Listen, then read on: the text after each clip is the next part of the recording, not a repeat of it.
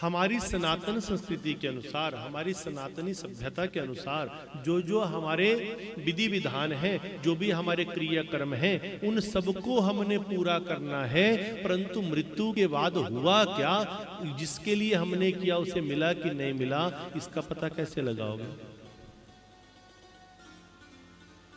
कैसे पता लगाया जाए? एक बहुत प्यारी कथा संत तुकाराम की आती है। संत तुकाराम जी की जो पत्नी थी वो तुकाराम के अनुसार नहीं थी, बिल्कुल आज्ञा विहीन थी। तुकाराम जी जो कहते थे वो नहीं करती थी, तुकाराम जी जो समझाते थे वो नहीं समझती थी, हर पल लड़ती रहती थी, झगड़ा करती रहती थी।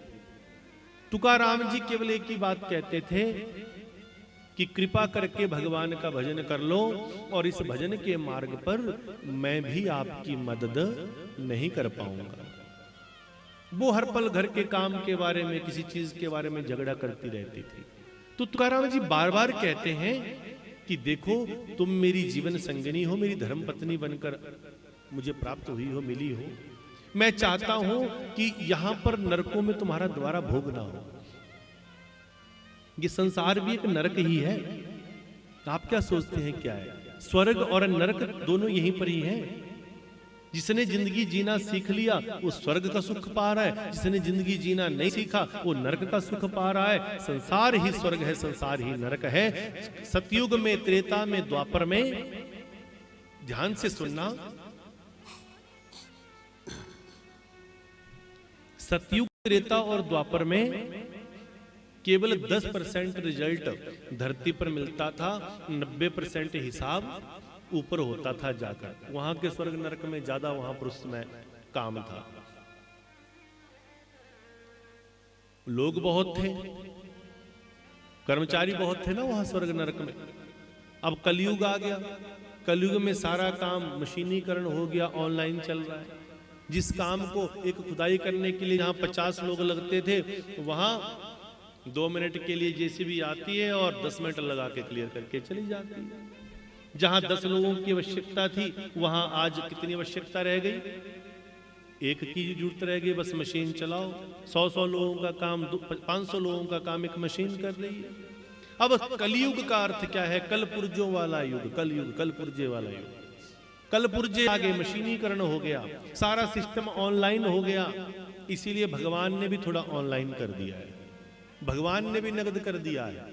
सतयुग में, त्रेता में, द्वापर में 10% काम धरती पर होता था, बाकी 90% हिसाब किताब स्वर्ग नरक में होता।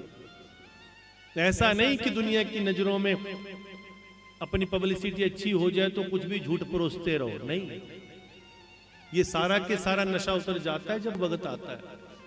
इसलिए व्यास गद्दी से सदैव वही परोसा जाए जो सत्य हो, और सत्य यही है, सत्य यही है कि कलयुग में 90% जो हिसाब किताब है वो यही हो जाता है, केवल 10% ऊपर जाकर होता है। और तुकाराम जी की कथा जो मैं सुना रहा था, तुकाराम अपनी पत्नी को बार बार समझाते रहे।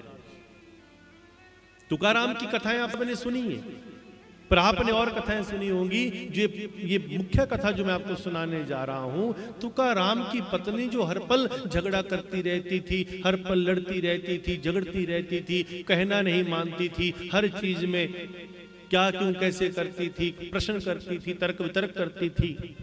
तुकाराम समझाते रहे, देवी ज्ञान पाओ, सौभाग्य है तुम्हारा, तुम मेरे जीवन में आई हो। मैं दुनिया को ज्ञान दे रहा हूं, पर घर में ज्ञान ना बांट पाया तो क्या मिला? देवी ज्ञान पाओ। भगवान के घर जाने के लिए मैं भी तुम्हारी मदद नहीं कर पाऊंगा, कर्मों का लेखा जोखा सबको भोगना पड़ेगा। पत्नी ने कहना नहीं माना।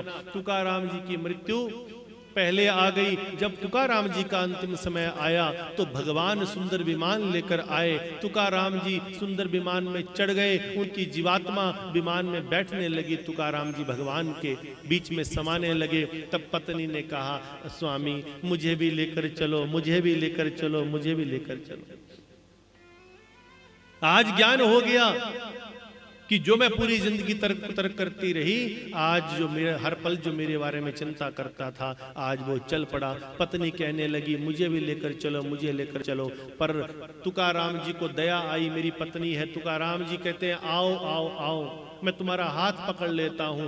तुकाराम की पत्नी पीछे पीछे दौड़ी, विमान धीरे धीरे उड़ने लगा।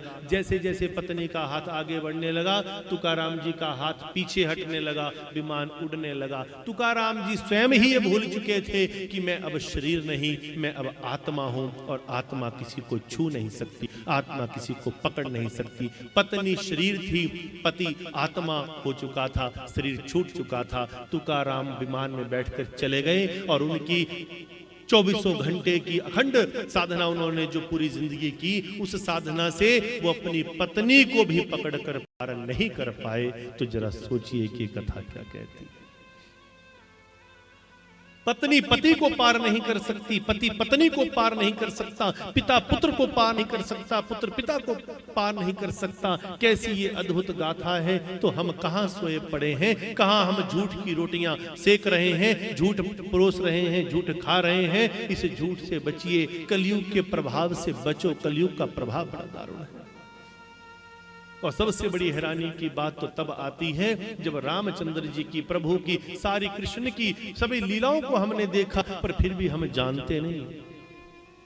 श्री रामचंद्र कह गए सिया से, ऐसा कलयुग आएगा, हंस चुगेगा दाना तिनका, कौआ मोती खाएगा।